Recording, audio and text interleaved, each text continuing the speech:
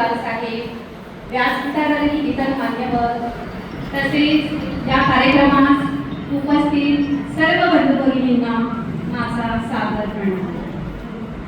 स्वर्गीय शरयूताई ठाकूर यांचा 14वा स्मृतिदिन आणि 8 मार्च रोजीच्या जागतिक महिला दिनाचे औचित्य साधून मंडळातर्फे आयोजित स्वर्गीय नागेश रामचंद्रराव पुरस्कृत या कार्यक्रमास माझ्यासारख्या लहान स्तरावर कार्यरत स्त्रीला प्रमुख अतिथी म्हणून हजेरी लावण्याची जी संधी मंडळाने दिली त्याबद्दल सर्व संबंधित पदाधिकाऱ्यांची मी मनस्वी आभारी आहे।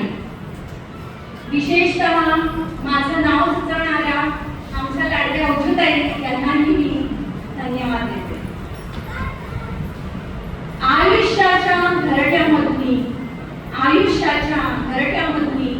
जीवनाचे सूर साधते, जगते, जगते, प्रेमाचे धागे जुळवते, म्हणूनच ती स्त्री म्हटली जाते। स्त्रीमधल्या ममत्वाला, तिच्यामधल्या जाज्वल्याला, स्त्री शक्तीला आज खूप मनापासून सगळ्यांनीच प्रणाम करावा।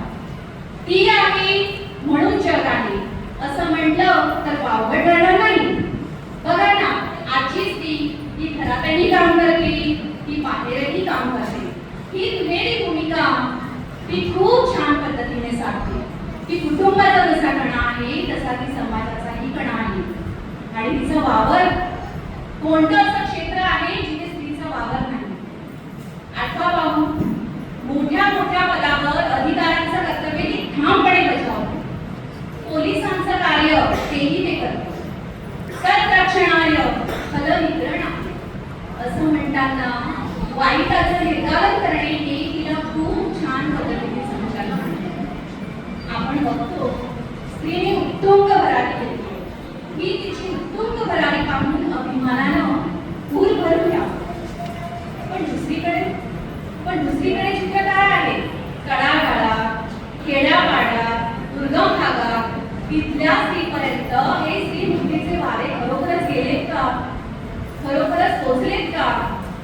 तिचे आर्थिक, सामाजिक, शैक्षणिक सक्षमीकरण झालंय का? या सर्व बाबींचा आज अंतर्मुख होऊन आपण विचार करणं गरजेचं आहे। आपल्या भारतीय संस्कृतीने स्त्रीला शक्ती म्हटलं आहे। आपण शक्तीची विविध रूपांमध्ये पूजा करतो। शक्ती म्हणून स्त्रीचा गौरव करतो, त्यासाठी पुराणातील दाखले दिले जातात।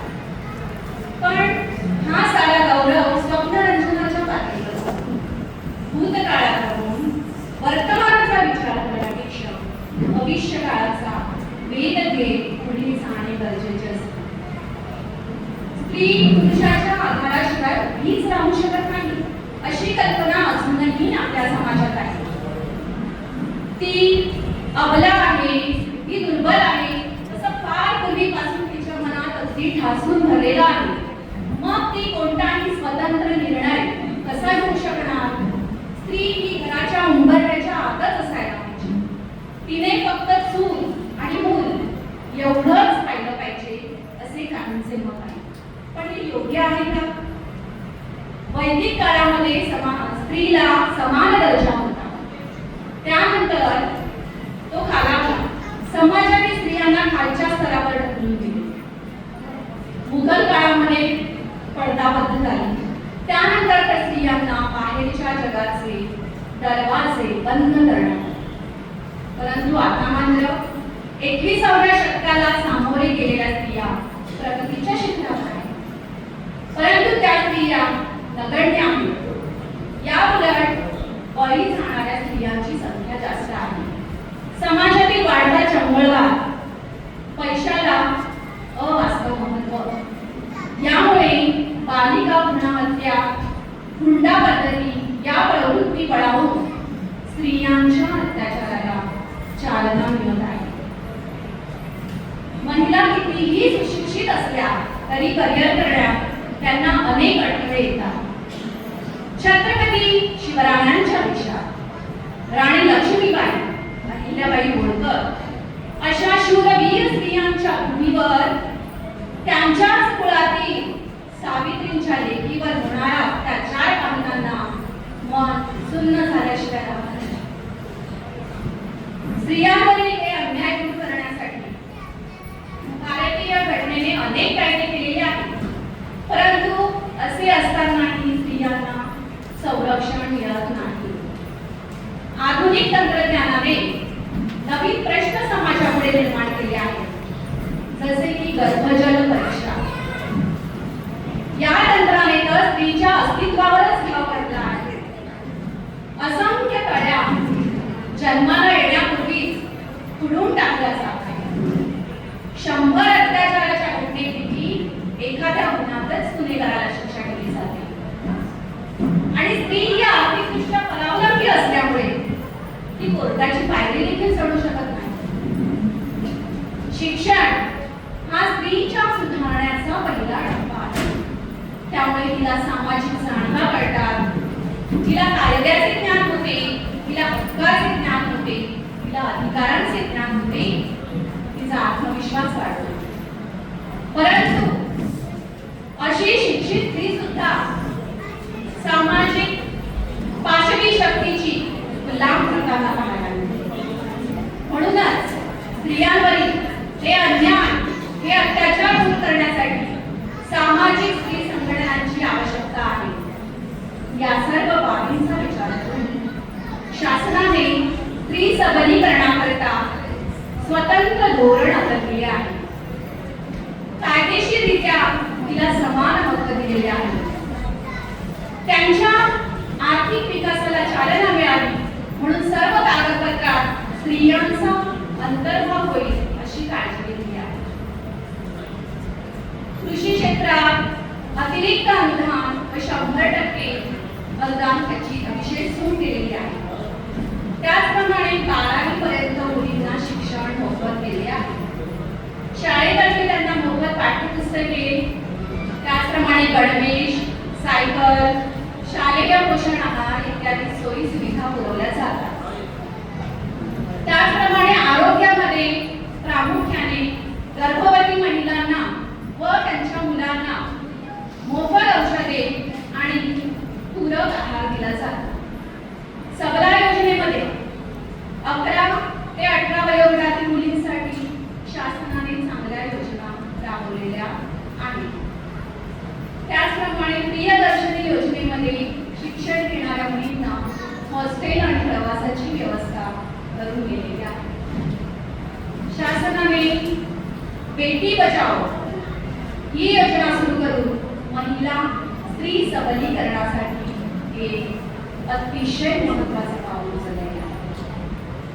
महिला आर्थिकदृष्ट्या सक्षम व्हाव्या म्हणून 1975 मध्ये महिला आर्थिक विकास महामंडळाची म्हणजे महाविमची स्थापना करण्यात आली. या महामंडळामार्फत बचत गट योजना, तेजस्विनी कार्यक्रम, राष्ट्रीय नागरी जीवन उपजीविका अभियान, राज्य ग्रामीण जीवन उन्नती अभियान इत्यादी विविध योजनांबरोबरच स्त्रियांना इतरही योजनांचा लाभ मिळणे सुलभ होण्याकरता शासनाने पशुसखी, कृषी सखी, कायदा सखी, त्याचप्रमाणे डिजिटल साक्षर होण्यासाठी इंटरनेट सखी अशा सोयी सुविधा आपल्याला उपलब्ध करून दिल्या आहेत.